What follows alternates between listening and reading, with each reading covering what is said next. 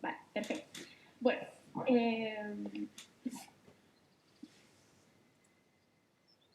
muy bien, vale. Bueno, pues entonces vamos a empezar el tema del estrés que ya lo presentamos la semana pasada. Dijimos como, en principio, el estrés es una respuesta adaptativa que se ha ido seleccionando como muchas otras porque digamos que nos confiere ventajas para sobrevivir. Es decir, el estrés está, digamos, lo que facilita es dar una respuesta rápida de huida o de defensa ante algo que pone nuestra integridad en peligro. ¿De acuerdo? Entonces eso va a generar unos cambios fisiológicos, emocionales, cognitivos, motores y conductuales, ¿no? Que lo que van a favorecer es que si viene a atacarnos, ¿no? un animal salvaje o viene hacia nosotros un autobús, o sea, que seamos capaces de dar una respuesta rápida para evitar ese peligro o para defendernos de ese peligro.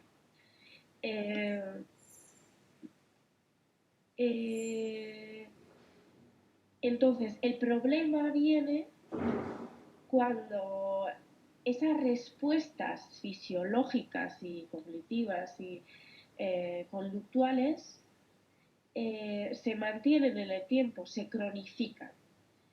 Y entonces es cuando empieza a ser dañino para la salud y para nuestro bienestar. ¿De acuerdo? Es decir, todas estas respuestas del estrés, eso son unas respuestas adaptativas, pero el problema es que especialmente las personas y algunos animales sociales generamos estas respuestas ante demandas normalmente sociales y que están mantenidas en el tiempo. Y entonces es cuando el estrés y sobre todo los mecanismos biológicos que se desencadenan causan niveles de toxicidad que nos afectan a nuestra salud, tanto física como mental. Entonces hay un libro de... bueno, lo tengo ahí, pero bueno, que leímos también un capitulito sobre el amor, ahora no me sale Bukowski, no es Bukowski, es, bueno, no pasa nada. O sea, no, bueno, no, lo busco un segundo, ahora como tengo el ordenador aquí. Bueno, simplemente el título es ¿por qué las cebras no tienen úlceras? Y hace referencia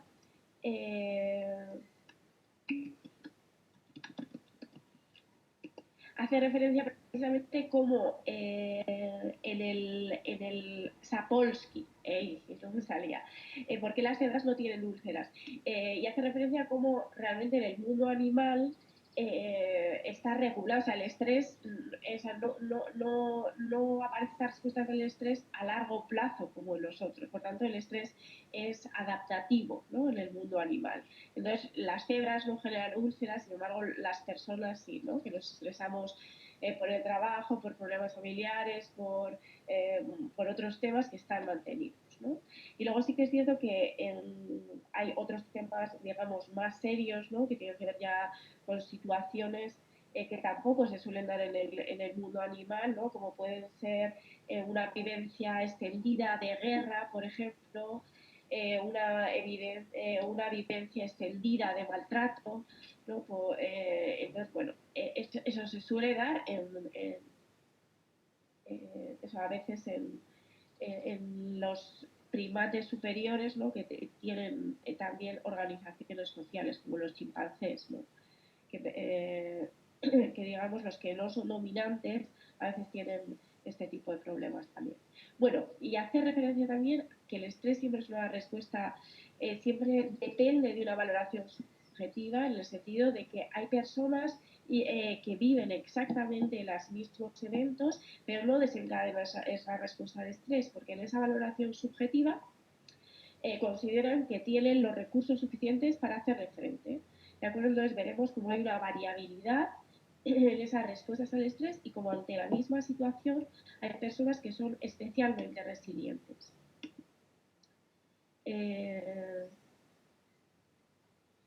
Muy bien. Bueno, entonces las respuestas que se suelen dar, ¿no? Cuando tenemos este estrés mantenido, ¿no? De mucha intensidad y de larga duración, ¿no? Como se podría dar en una relación eso, de abuso o en casa, por ejemplo, o una vivencia de guerra o de guerrilla, tendríamos respuestas fisiológicas en las que aumentaría la secreción de hormonas del estrés, especialmente de los glucocorticoides, ¿no?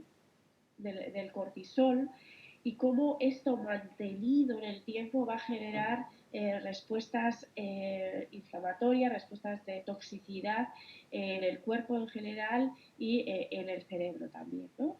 Vemos como tenemos respuestas emocionales también de ansiedad y de miedo, que como veremos la semana que viene son respuestas también adaptativas. El hecho de sentir ansiedad en un determinado momento o miedo en un determinado momento es informativo para adaptar nuestra conducta, pero el problema es cuando eso se mantiene en el tiempo. También cognitivas, por ejemplo, falta de atención y alta distracción. Como hemos dicho, nuestro sistema cognitivo es un sistema que tiene recursos atencionales y recursos cognitivos limitados. Entonces, si nuestra mente está centrada en aquello que nos estresa, ¿no? Pues en una situación estresante en el trabajo o que estamos preocupados de manera especial por cualquier situación, digamos que esos recursos atencionales están centrados en ese tema. Entonces no va a haber recursos atencionales suficientes para codificar y prestar atención o prestar tanta atención a, a otros aspectos de la vida, ¿no? Y luego respuestas conductuales también vinculadas con este estrés crónico serían conductas impulsivas, abuso de sustancias e ingesta excesiva. Todo esto está relacionado porque estos corticoides de los que hemos hablado, digamos, que van a favorecer la activación de algunas zonas cerebrales y van a inhibir o bloquear el buen funcionamiento de otras. Y dos zonas especialmente activadas y que están fomentadas por estos glucocorticoides, una es la amígdala, que está vinculada con el procesamiento y las emociones de miedo y de amenaza y va a estar especialmente activada, y otra van a ser los ganglios basales, el estriado, que están vinculadas con, digamos, con el sistema de refuerzo, perdón, estas zonas van a estar menos activadas. Entonces es como que nada nos va a gratificar lo suficiente. ¿De acuerdo? Entonces vamos a tener que buscar, digamos, estímulos que nos hacen más potentes, como las drogas, o vamos a necesitar más ingesta porque de comida, o digamos, vamos a intentar buscar la satisfacción en mayor nivel de comida.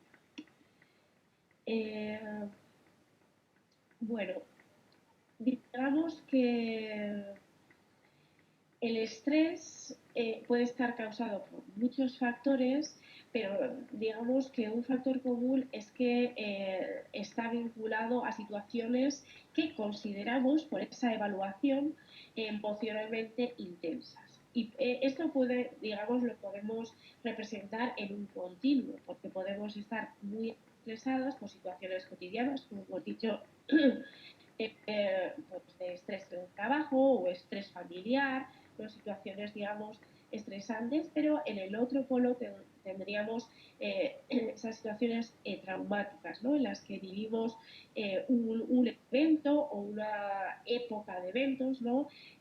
Donde hay un nivel máximo de estrés y normalmente se desencadena una perturbación emocional grave que suele sobrepasar esos mecanismos de afrontamiento, ¿no? Entonces normalmente está vinculado con que nuestra vida o nuestra integridad física se ponga en peligro, ¿no? Pues, como estas situaciones que hemos visto y que hemos dicho ya de pues, vivir en una situación de guerra o de posible que atenten contra tu vida, o en una situación de abuso, o en una situación concreta, ¿no? De ataque, pues de eso, pues de violación o de intento de asesinato o de, ¿no? En esas situaciones, lo que sea de una sola vez, son situaciones muy, muy, muy intensas, ¿no? Bueno, como hemos dicho, hay variabilidad en cómo vivimos todas estas situaciones, ¿no? Desde las situaciones más de estrés, ¿no? Como es estrés en el trabajo familiar, hasta situaciones traumáticas. Personas que viven esas situaciones traumáticas, hay personas que son capaces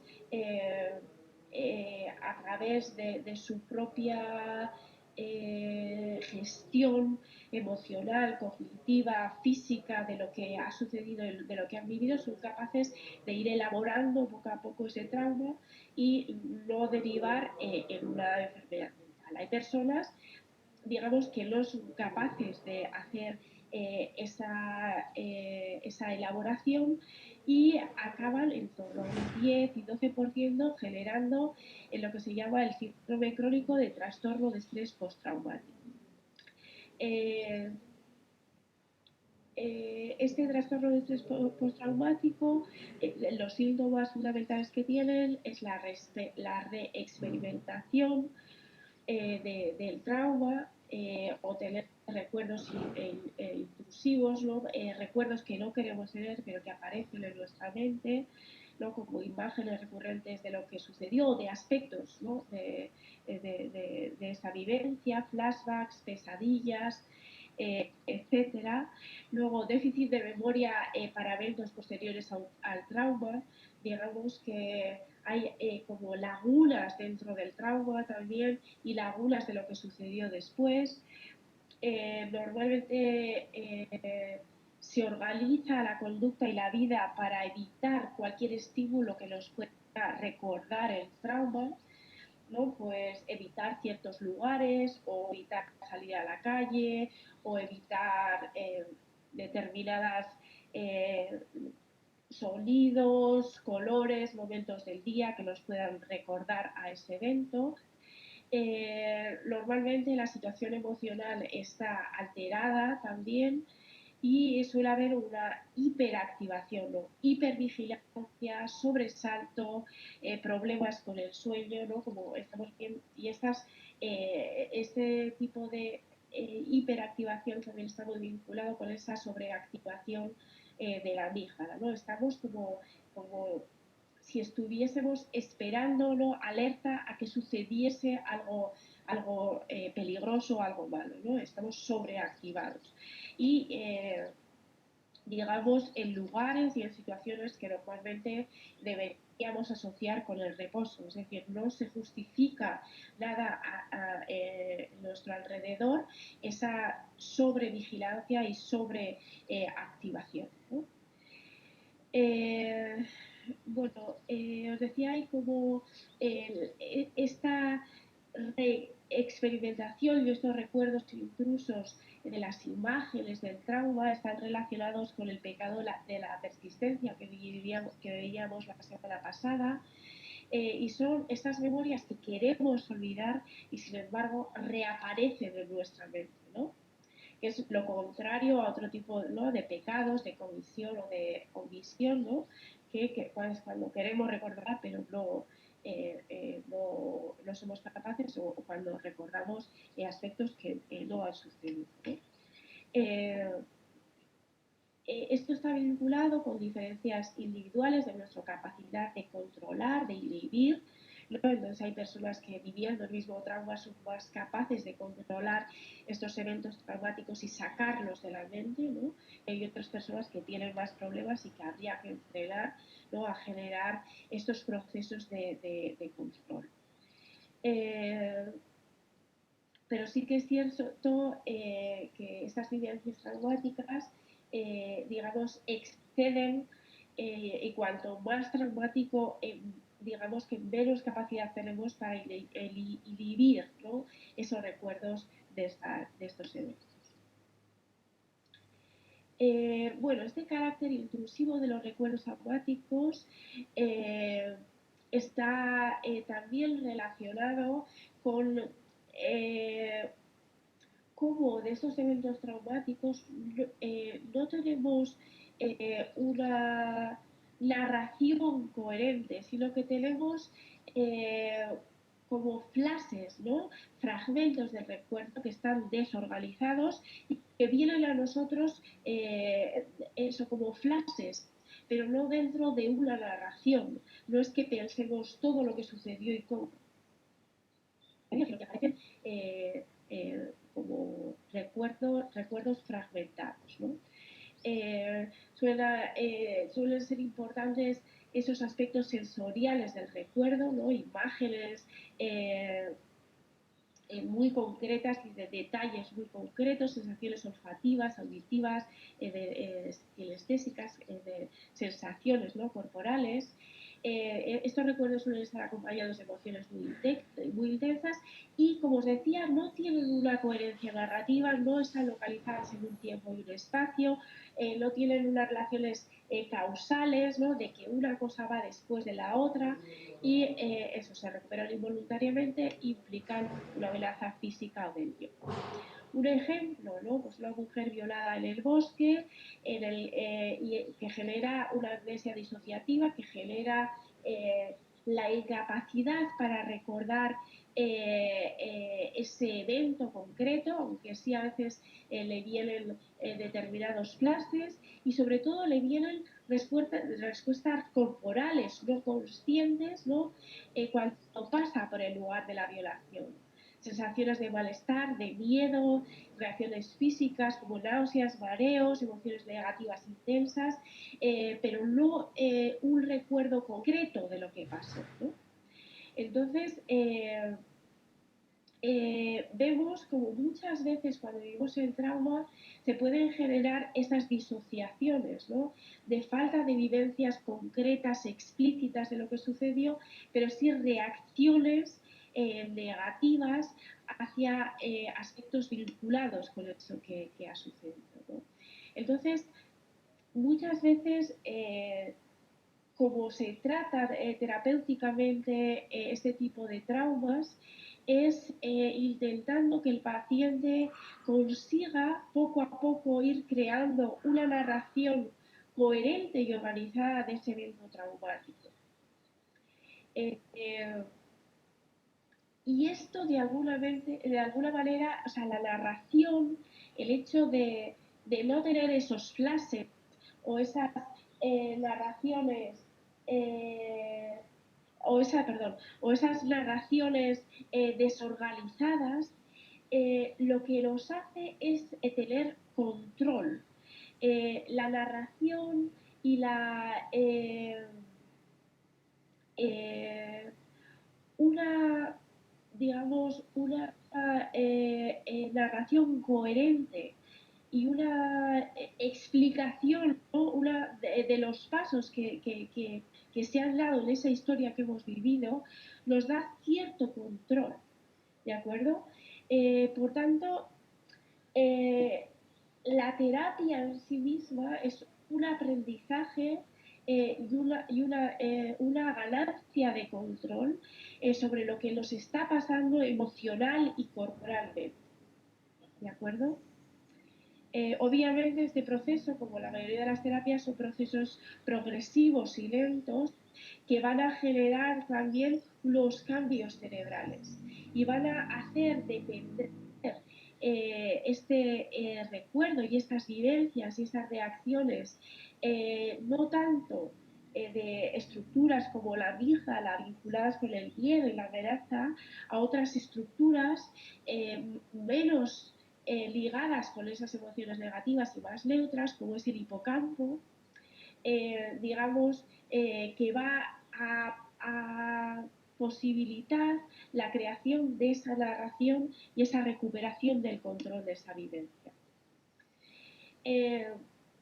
desde la neurociencia cognitiva de la memoria se da una explicación a esta situación, ¿no? de la memoria, de las memorias traumáticas y de las vivencias traumáticas, haciendo referencia a dos zonas especialmente, una la amígdala, digamos que es la que procesa y la que genera estas respuestas de miedo y de amenaza, y otra es el hipocampo, que está vinculado con la creación de estos recuerdos en un contexto espaciotemporal y en esa dimensión narrativa del recuerdo y más controlada y más mesurada, digamos, ¿no?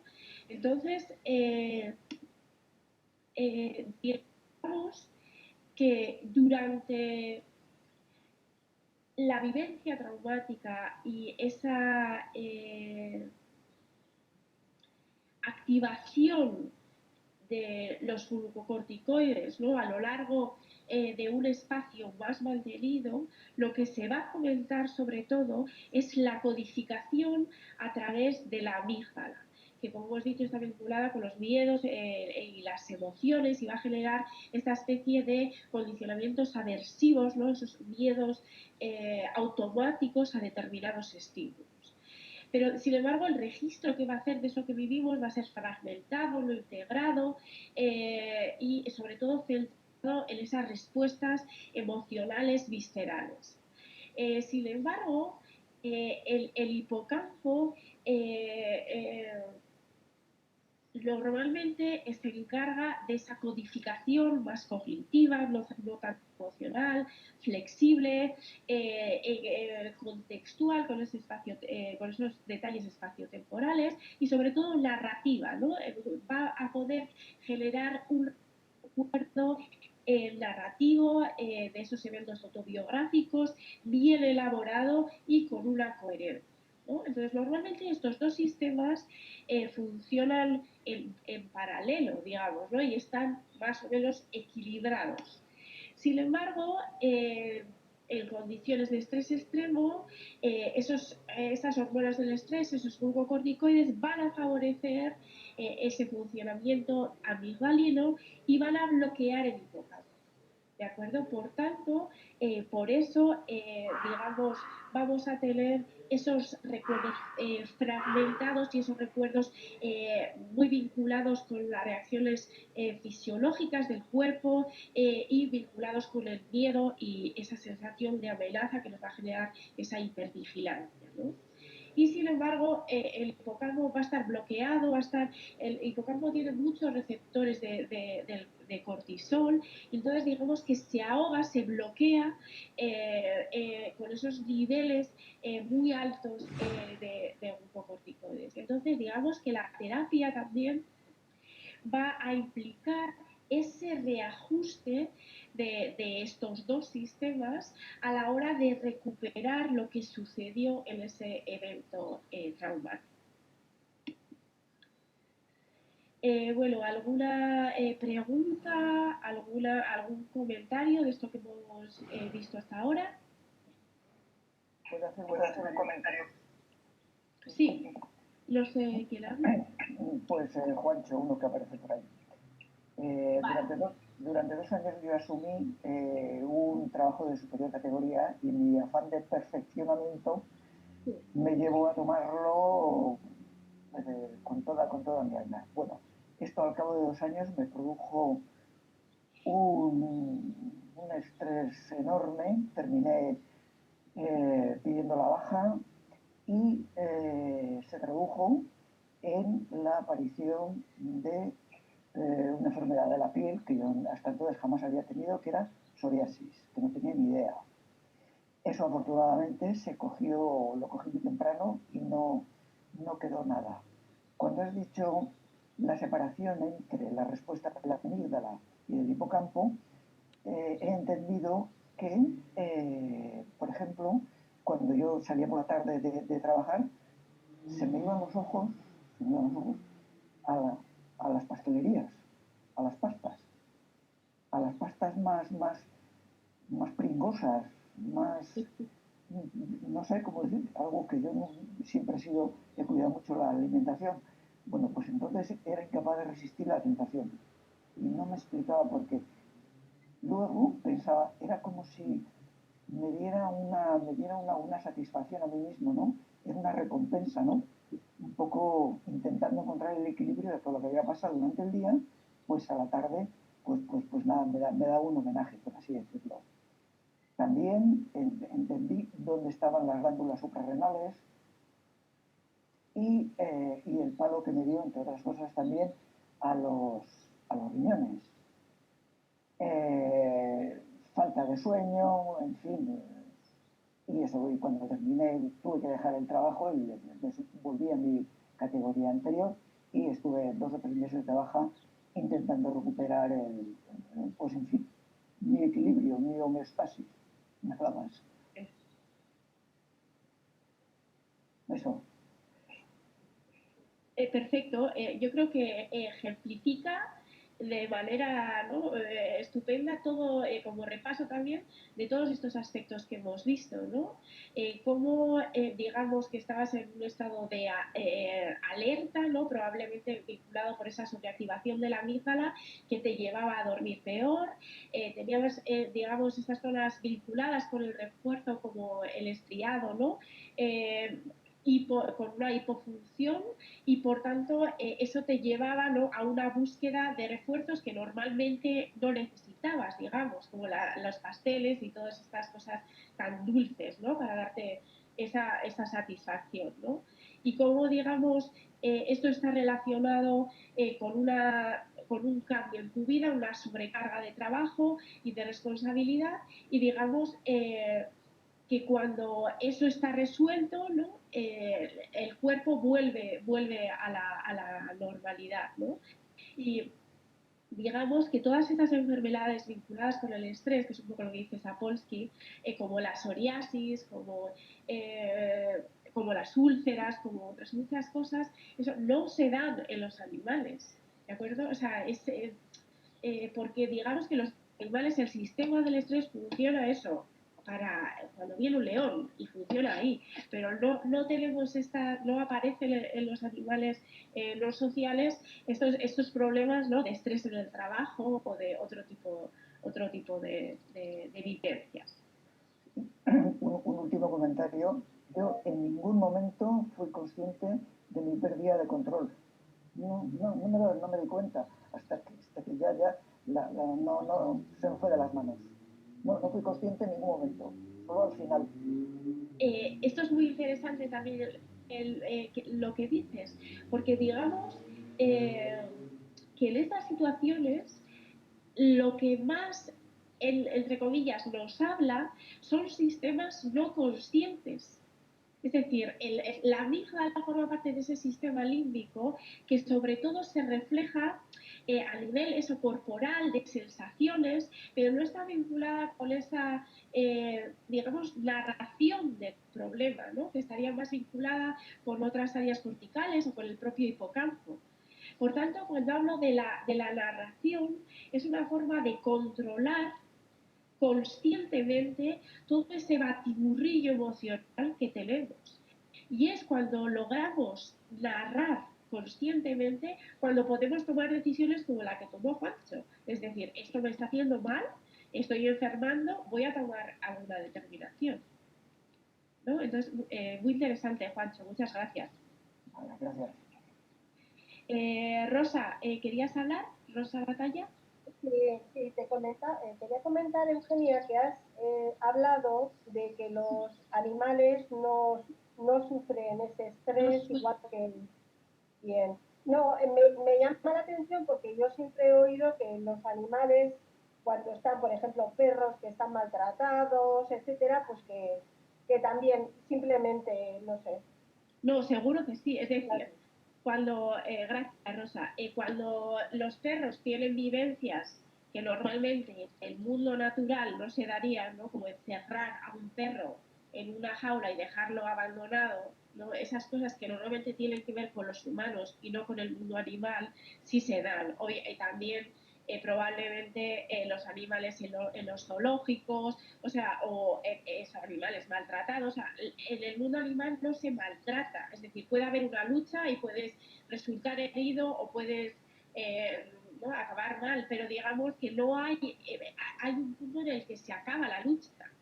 ¿No? Digamos que el maltrato y estas perversiones tienen que ver especialmente con los humanos, ¿no? Entonces, en ese sentido, animales que han sido, que son manipulados o puestos en situaciones no naturales, obviamente sí que pueden generar estas situaciones de estrés y tener esas enfermedades raras que en el mundo natural no aparecerían. Sí, muchas gracias, Rosa, sí, tienes razón en eso. O sea, cuando me refería a los animales es en el mundo natural, salvaje, no humano. Sí, Luis, ¿tú así? Sí, quería preguntar, a ver, esa relación de la hormona del estrés o glucocorticoides que comentas, si es una relación directa, o sea, así de directa. Si tú, o sea, te pones a hacer un análisis de sangre y decirte, pues estás súper estresado porque tienes aquí estos glucocorticoides. Y por otra parte, si eso es así, con medicación se puede atacar directamente a los glucocorticoides o es una forma demasiado directa de matar el perro, no sé. Vale.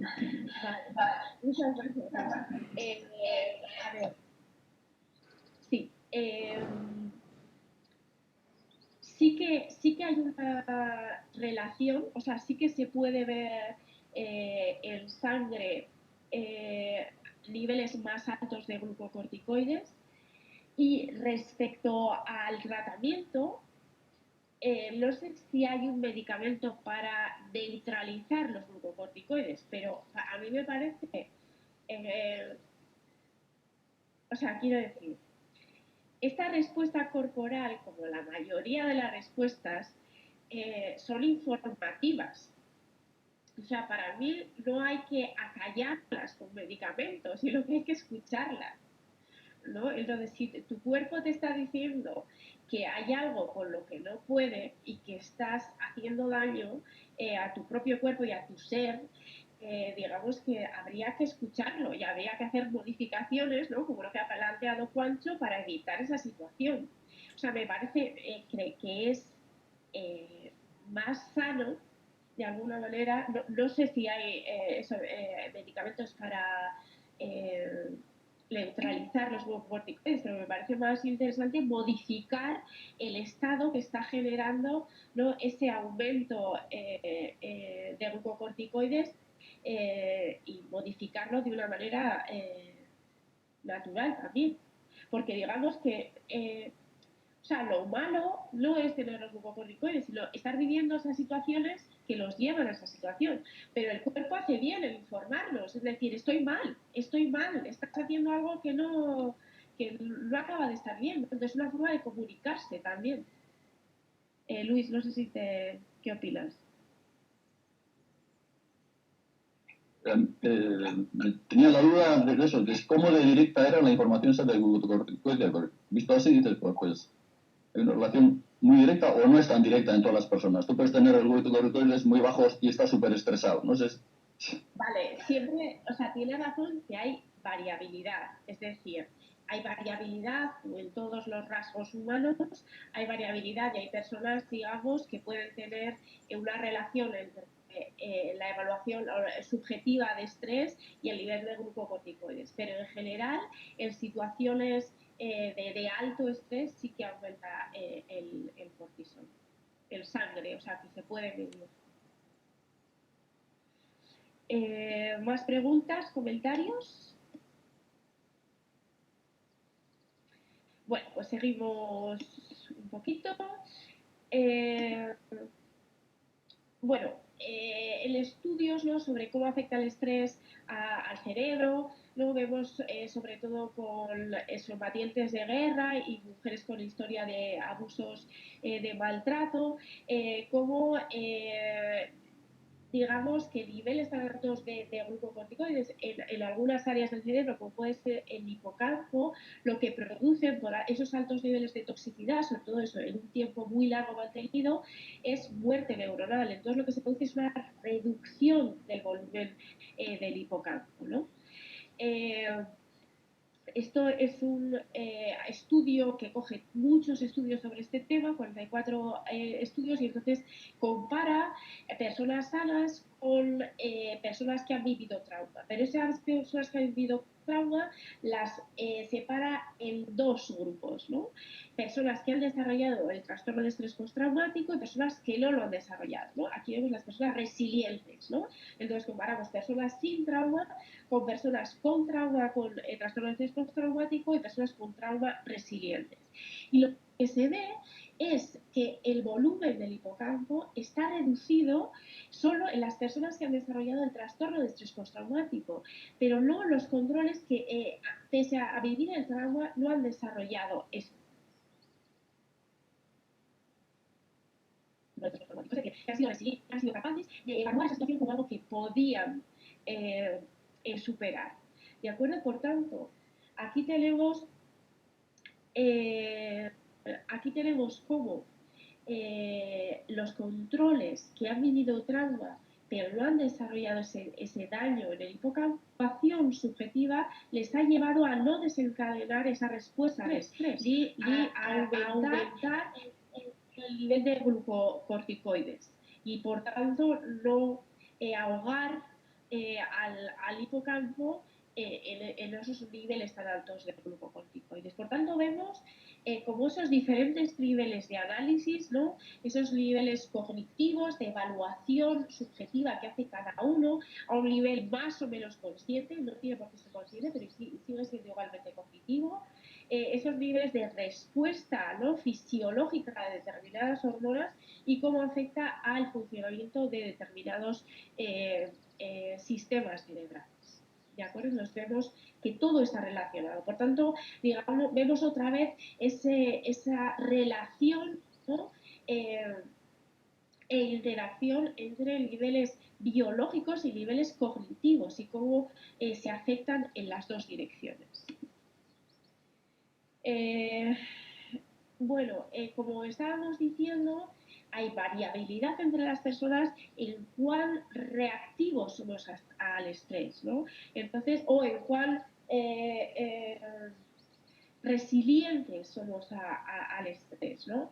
Entonces parece que hay influencias tanto genéticas, ¿no? Pues personas que son, digamos que se activan menos viviendo la misma experiencia, y luego hay también influencias ambientales, ¿no? Parece que la experiencia social en el desarrollo es muy importante.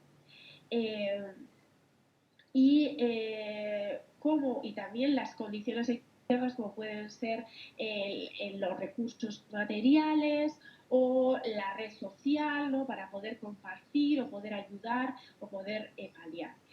Esto es muy importante en estudios recientes que están haciendo sobre el efecto digamos, de la pobreza y las situaciones que muchas veces se vinculan a la pobreza, pero no siempre.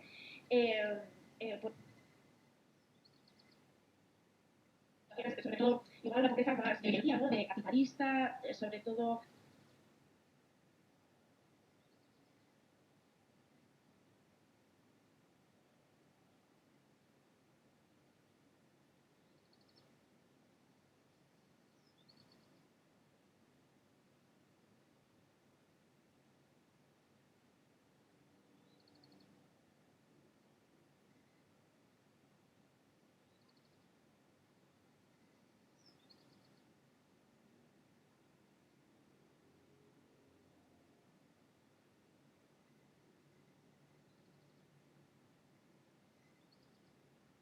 Creo que he vuelto ahora. Me he desconectado, ¿no?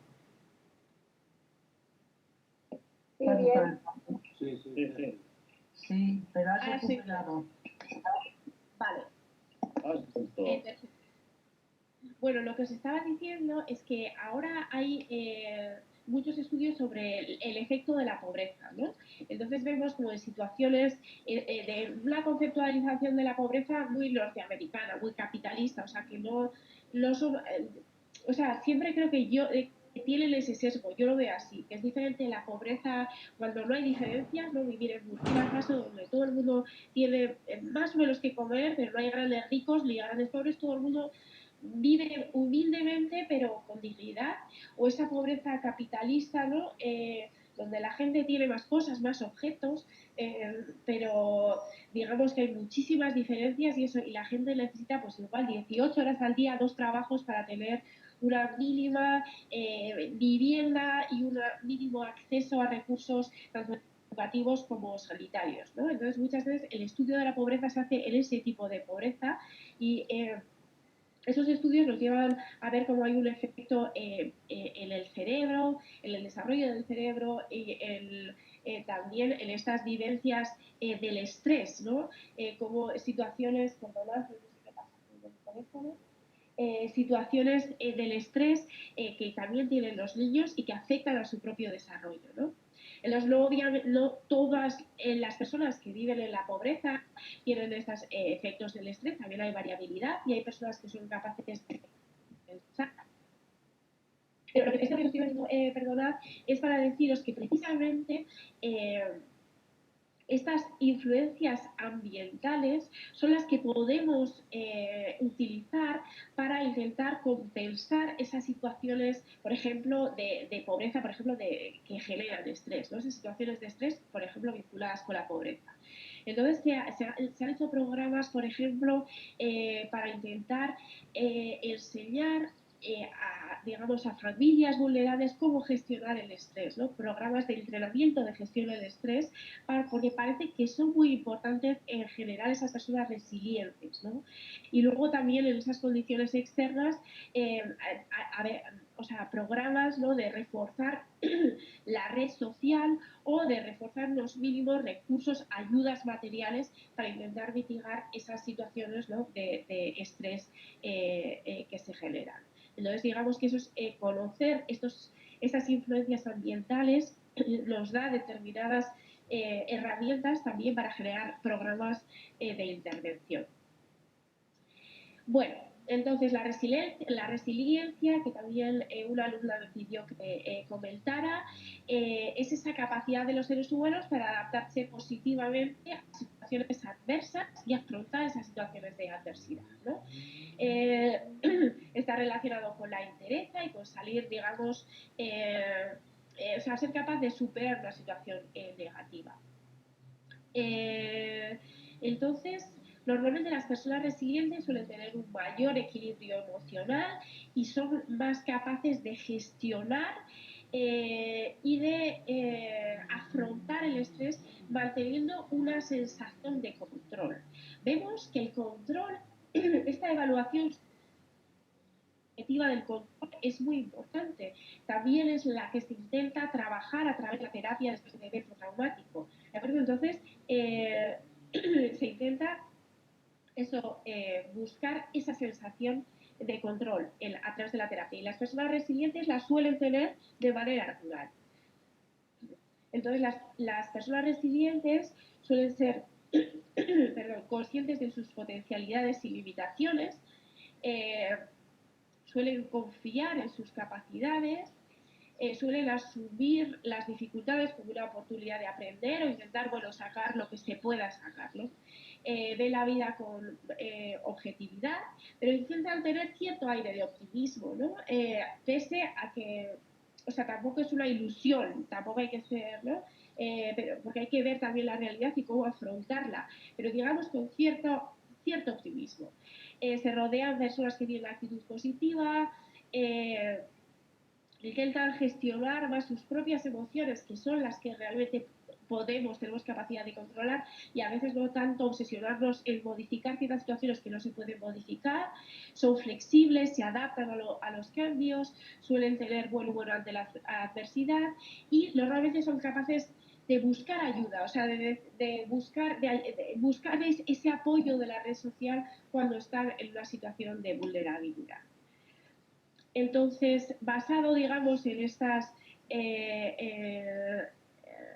digamos, características de las personas resilientes, ¿cómo podemos enfrentarnos más positivamente al estrés? Podemos intentar o sea, hemos visto que el estrés nos lleva a comportamientos que no son especialmente vulnerables, a comer más, a comer a deshoras, a dormir peor, a hacer menos ejercicio, digamos, a aislarnos más, o sea, genera, aparte de estar ya en una situación negativa, nos genera situaciones que van en contra de nosotros. Entonces, hacer un esfuerzo por intentar recuperar los comportamientos más saludables, ¿no? Intentar comer saludablemente, intentar no abusar, ¿no? De drogas, o sea, no consumir drogas, no abusar del alcohol, intentar no fumar, intentar tener una higiene del sueño, aunque nos cueste, ¿no? Si no nos hayamos podido dormir bien, intentar generar estrategias de relajación para incitar el sueño, y todo esto, digamos, que los puede mejorar, ¿no? Esa disposición para enfrentarnos mejor al estrés. Tenemos que intentar aprender a reconocer cuando nos sentimos estresados, que es lo que decía Juancho antes. Yo como que Juancho no se daba cuenta de que estaba estresado, que fue al final ya cuando su cuerpo reaccionó, ¿no? Generando esa enfermedad de la piel, cuando empezó a reflexionar sobre que algo no estaba bien, ¿no? Entonces también no solo ante el estrés, sino ante la vida, que muchas veces digo, tenemos que oírnos, tenemos que escucharnos, ¿no? Lo que dice nuestro cuerpo, cómo estamos, ¿no? Muchas veces el hecho de disponer de tiempo pues fuera de la pantalla, fuera del móvil, tiempo para estar pues dando un paseo, en contacto con la naturaleza, dejando que nuestros propios pensamientos, ¿no? Nos digan cosas,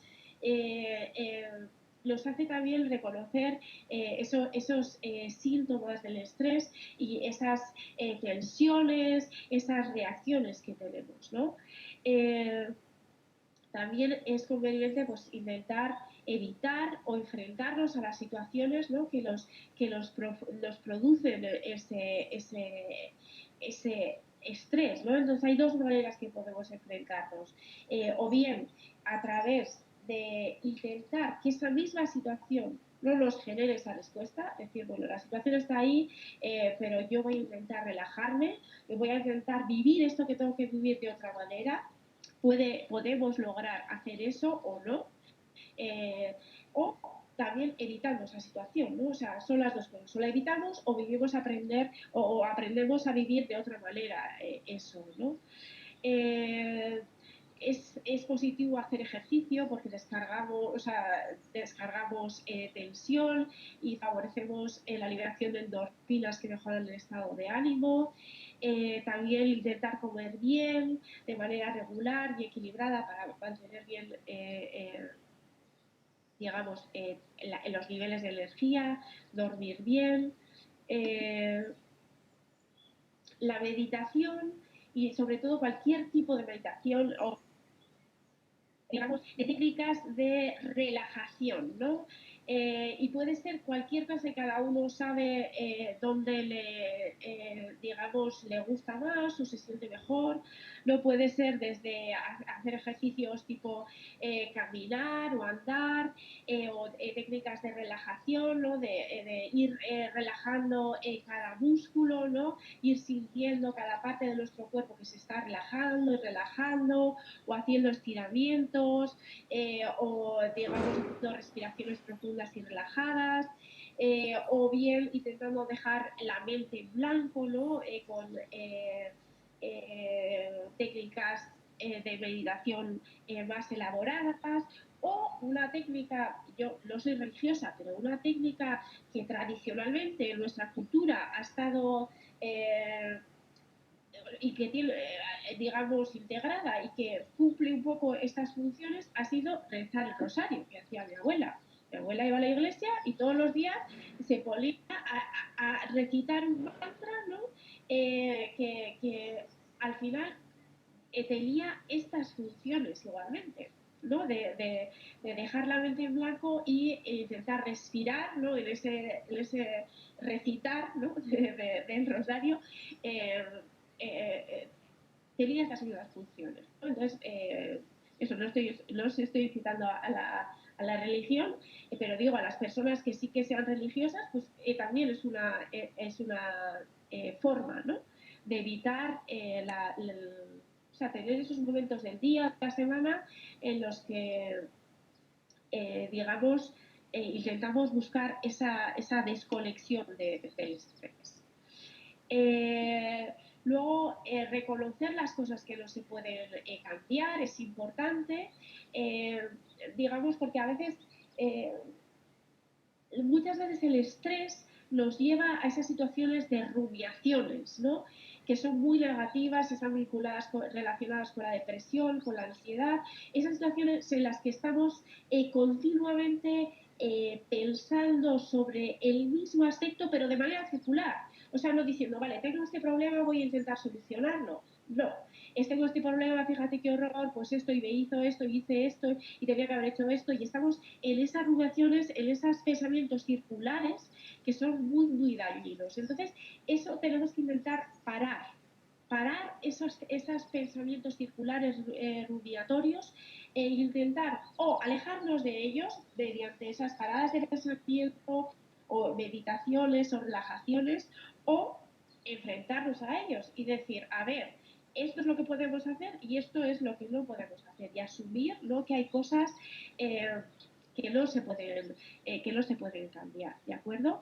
Entonces, es intentar cambiar de perspectiva para elaborar todas estas cosas, aunque a veces no nos apetece. Es muy bueno también estar con gente, ¿no?, o tener esas personas de confianza con las que podemos dialogar, ¿no?, con las que podemos intentar poner en narración, poner en palabras todo eso que nos está haciendo daño, ¿no?, una especie, ¿no?, de terapia, entre comillas, no profesional, ¿no?, intentar todas estas cosas que en el día a día nos causan desazón, intentar expulsarlas, controlarlas a través del lenguaje con los otros.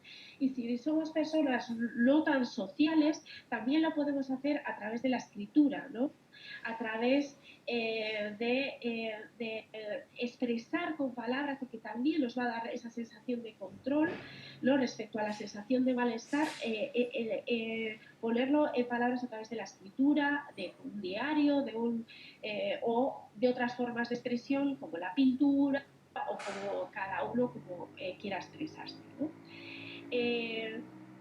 Entonces, bueno, intentar eso, cambiar la perspectiva, reemplazar los pensamientos negativos por otros más positivos, pero, o sea, sobre todo de aquellas cosas que no podemos cambiar. Si podemos cambiar cosas y podemos enfrentarnos también a la situación, pues cambiarla, ¿no? Hay veces que igual lo que nos está estresando implica hablar con una persona y dejar las cosas claras, ¿no? O sea, que no siempre hay que decir, bueno, yo estoy fenomenal y ya está y todo está bien, no, a veces implica decir, bueno, yo estoy mal y tengo que gestionar esto y enfrentarme a esa situación, ¿no? Pero, digamos, las cosas que no podemos cambiar, pues intentar reformular, cambiar esa perspectiva.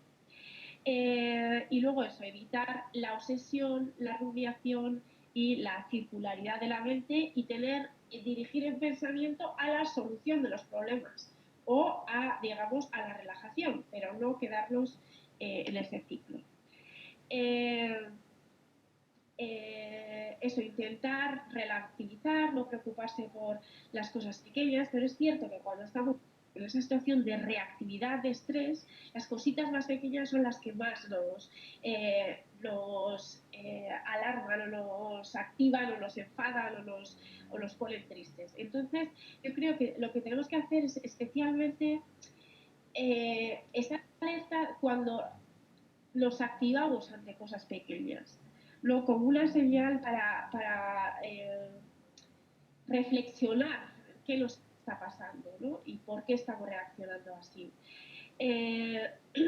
Luego también eso, tenemos que estar preparados cuando hay determinados eventos que ya sabemos de antemano que van a ser estresantes, ¿no? Entonces, intentar dar los recursos desde la tranquilidad, desde antes de vivir ese evento, para qué podemos hacer si sucede esto, qué podemos hacer si sucede lo otro.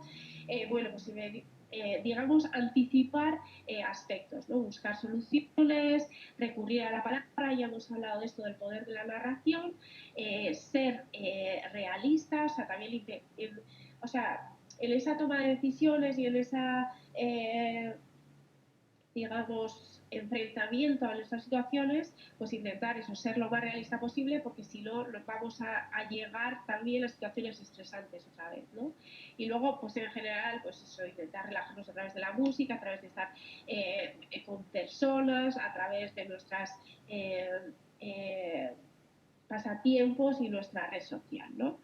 Y bueno, simplemente un apunte pequeñito sobre cómo la meditación o estas formas, ¿no?, de relajación pues afectan también el cerebro, y esto es un estudio, ¿no?, de un programa, perdonad, de meditación, ¿no?, de 2 meses, de 8 semanas, donde se hace resonancia magnética antes y después, y se ve como hay cambios estructurales, que hay mayor volumen en el hipocampo, ¿no?, y a la vez hay disminución de volumen en la amígdala, ¿no? Entonces vemos otra vez estos dos sistemas, ¿no?, el frío y el caliente, como la activación, la reactividad, esas reacciones de miedo, de ansiedad van a estar reducidas a través de la meditación, y sin embargo el hipocampo, que es ese control narrativo, ¿no?, de los recuerdos y de la codificación de la información, va a estar más potente, ¿no?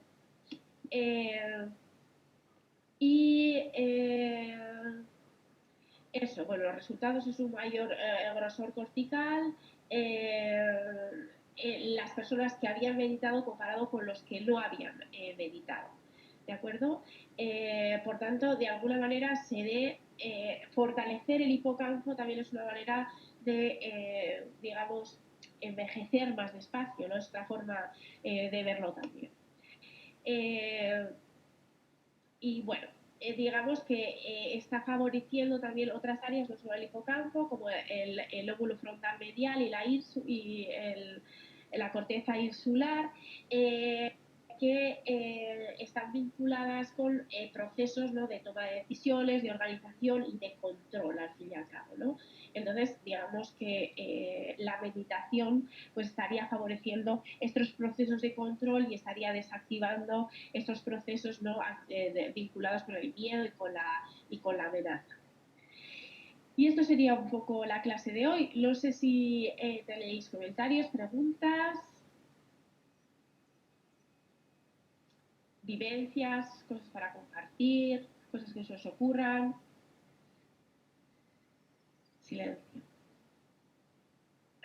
Vale. Bueno,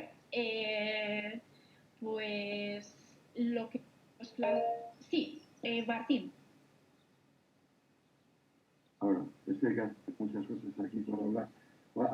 A mí me ha gustado mucho, pero me ha sorprendido una cosa, bueno, sorprender o romper los esquemas, porque si en principio el estrés es natural en los animales y en los humanos, porque es una respuesta fisiológica ante un peligro o una situación anómala, pero luego en los humanos se cronifica. No se cronifica porque somos humanos, porque somos sociales, porque al final es la sociedad la que nos crea eso. Y no se puede curar con medicina, tiene que ser la mente lo que lo cure. Pues lo veo complicado, la verdad. Muy bonito, pero complicado. Bueno, pues, o sea, lo que sucede muchas veces cuando adoptamos una perspectiva evolutiva, o sea, es que nuestro cuerpo, digamos, y nuestra mente, nuestro cerebro, se ha ido seleccionando, los procesos y los mecanismos de nuestro cuerpo se ha ido seleccionando a través de toda la historia de la humanidad. Entonces, digamos que la forma en que hemos vivido los últimos 5.000 años no es la forma, digamos, que llevamos viviendo a lo largo de toda la existencia, ¿no?, de la humanidad. Entonces hay determinados mecanismos que están ahí, digamos que son, están diseñados para otro espacio temporal, ¿no? O sea, otro espacio en el que vivimos, no socialmente tan complejo, sin embargo, en el que hay muchos más peligros. Pero también es cierto que a lo largo de la evolución hemos ido desarrollando otros mecanismos de control de control de esos mecanismos más primitivos, como es el sistema límbico. Y eso también lo vamos a ver la semana que viene. Y es especialmente la corteza frontal, la corteza prefrontal, que puede modular la reactividad de estos sistemas más antiguos. Por tanto, y esto, digamos, sí se puede manipular socialmente y también personalmente. Digamos, Martín, que no es que lo tenga que curar una pastilla, es que nosotros en nuestro diseño cerebral y mental ya tenemos la solución. Digamos que tenemos mecanismos de compensación de todos esos mecanismos asociados al peligro y que no están bien ajustados en nuestro contexto histórico. Pero también tenemos otros mecanismos que también han sido seleccionados para controlar y modular esos. Por tanto, no es que necesitemos una pastilla, sino que necesitamos controlar nuestra propia vida. O sea, no sé si me explico. Y digamos que necesitamos también unos acuerdos sociales que permitan, no solo a nivel individual, sino a nivel social, que favorezcan y que eviten esos sistemas, ¿no? De estrés. De hecho, también ahora hay muchas empresas, por ejemplo, que favorecen eh,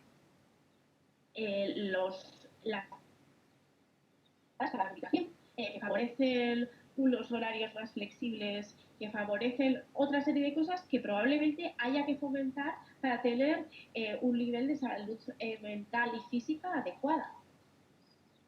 No sé si me explico. Sí, yo creo que sí, que te explicas muy bien, ¿eh? Lo que pasa es que el tema es profundo, pero volviendo un poco sobre lo mismo, pero en otra dimensión ahora. Por ejemplo, el nivel de conciencia o la educación o el desarrollo intelectual de los individuos tiene que ver también con estos problemas de estrés. Es decir, cuando yo veo en la gente, que a mí me parece sencilla, más solidez que la gente compleja con mucha educación, que tiene más problemas. Por ejemplo, mis padres no tenían los problemas que tengo yo, por decirlo de alguna manera así un poco tosca. Y a mí me parece que es la sociedad y los problemas que hay nuevos para los cuales creo que no estamos preparados, o no la mayoría, vamos. Es mi forma de simplificar. Sí, o sea, estoy de acuerdo. En el fondo, mi sensación respecto a esto, siempre hay variabilidad, ¿no? De resilientes, antes y ahora, ¿no? Y digamos que puede tener que ver con la formación, pero también hay personas que tienen una inteligencia, una resiliencia natural, ¿no? Pero lo que sí que me parece interesante respecto a lo que dices es que respecto a hace 100 años o 70 años y ahora, lo que sí que creo es que estamos deshumanizando la sociedad. Es decir, cosas muy sencillas que antes se tenían como claras, ¿no? En unos contextos quizás más rurales o más de ciudades más simplificadas, los estamos perdiendo, ¿no? Como muchas veces había, por ejemplo, la red social estaba mucho más presente, ¿no? Hace 70 años que ahora, para bien y para mal, pero digamos que ahora se favorece, ¿no? un individualismo cada vez más atroz. También el trabajo probablemente antes era más duro físicamente, pero creo que también ahora tenemos un trabajo muchas veces de muchísimas horas, desvinculado completamente de nuestra red, de nuestra familia, y hay situaciones probablemente más estresantes, ¿no? Entonces yo creo que siempre o sea, independientemente de qué temas estemos tratando, o sea, siempre todo lo que tratamos aquí es a un nivel muy individual, que eso también lo vamos a criticar en el último día cuando hablemos de la satisfacción vital, ¿no? Que parece que todo depende de nosotros, de lo que hagamos nosotros, ¿no? Y la mayoría de las cosas tienen un nivel social, ¿no? Que creo que tenemos que intentar humanizar la sociedad. Tenemos que hacer una sociedad que nos permita tener una salud mental y una salud física adecuada. ¿no? Intentar disminuir esas situaciones especialmente estresantes, porque digamos que no favorecen a nadie, ¿no? No favorecen ni a las propias empresas, si tienen empleados estresados, ¿no? Ni a las propias familias, ni en general a la sociedad, que porque está favoreciendo, pues como le pasó a Juancho, ¿no? Que al final, a Juancho creo que era, como he inventado, sí, Juancho, pues al final tuvo que coger una baja. Eso no es positivo tampoco para la empresa, ¿no? Eso es, Juancho, gracias. Sí. Eso, digamos que si estamos generando una sociedad enferma, ¿no? Como dice el filósofo coreano, que ahora no me acuerdo, bueno, si estamos generando sociedades enfermas, pues tendremos que modificar esas situaciones sociales, ¿no? Para hacerlas más humanas. ¿O qué os parece? ¿Me contáis? Sí. Yo estoy de acuerdo totalmente. Totalmente. ¿Algún comentario más? Sí, yo solo quería decirte que yo conozco un amigo que en fin, que lo ve ahora después de muchos años, tiene una absoluta resiliencia natural. O sea, por cantidad de cosas que le han pasado en la vida, que conozco, de pérdida de trabajo, de esto, aquello, de lo otro, jamás lo he visto alterado. Siempre buen humor, siempre con chistes, tiene cantidad de amigos, tiene una red social enorme. No sé, la verdad, me admira. Muchas gracias, sí, Juancho. Está resumiendo un poco las características de las personas resilientes, ¿no? Y es curioso en estos experimentos que se hacen eso, sobre cómo afecta el estrés y cómo afecta pues eso, al desarrollo cerebral o a los niveles de lo que sea, ¿no? Siempre hay, si se ven las puntuaciones individuales, siempre hay personas que puntúan, o sea, que no están afectadas, ¿no? Entonces, es muy interesante. Sí, se están haciendo estudios para ver qué características tienen, ¿no? ¿Qué sucede en estas personas, ¿no? Para intentar favorecer o hacer programas de intervención en las otras, pues que igual no tenemos tanta suerte de ser tan resilientes o tan saber gestionar también esas situaciones de estrés.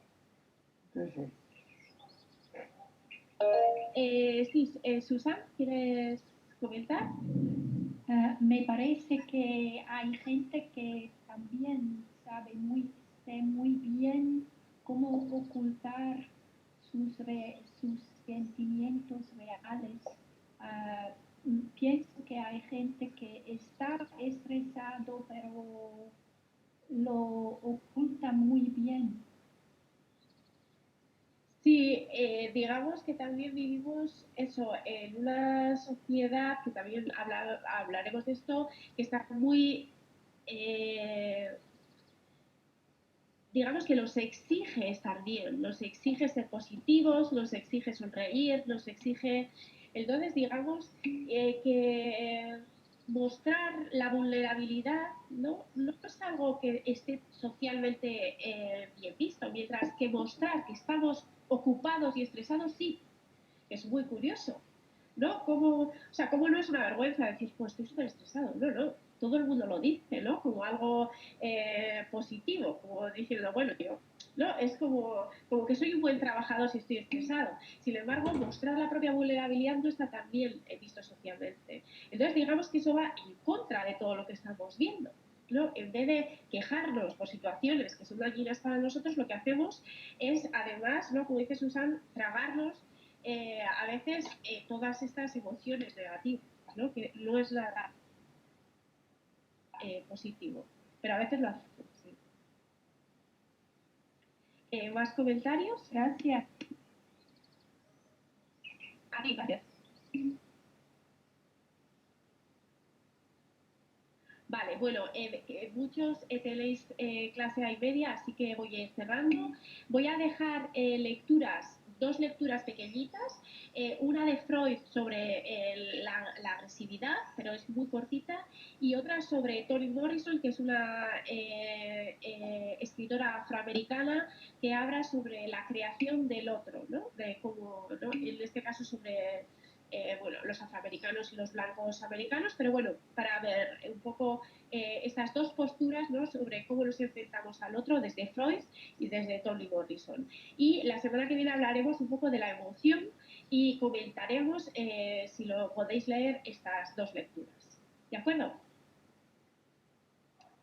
Bueno, pues muchas gracias a todos. Muchas gracias, Eugenia. Hasta luego. Muchas gracias, Eugenia. Buen día. A vosotros. Gracias.